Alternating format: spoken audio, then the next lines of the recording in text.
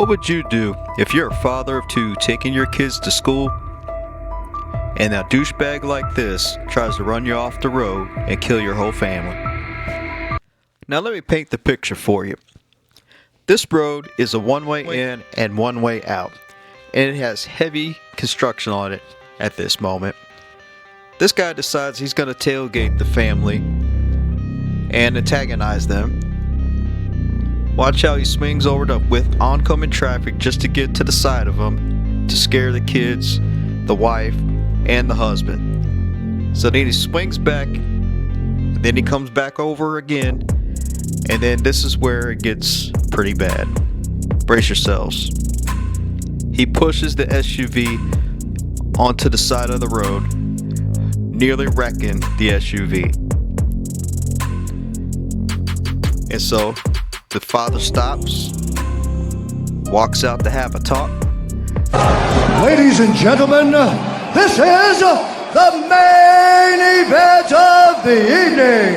And now, it's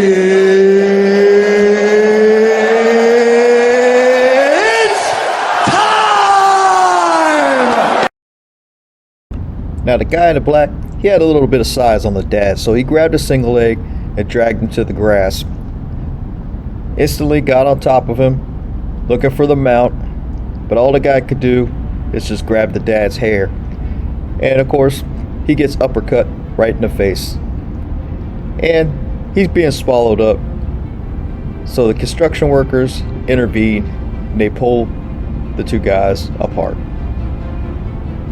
before the guy got some real damage handed to him. But as you see, he's getting up, still talking crap, taking the L, and walking back to his car. Dad picks his glasses up, throws him the bird, and lets him know, let that be a lesson to you. The moral of this story is, don't screw with an experienced MMA fighter.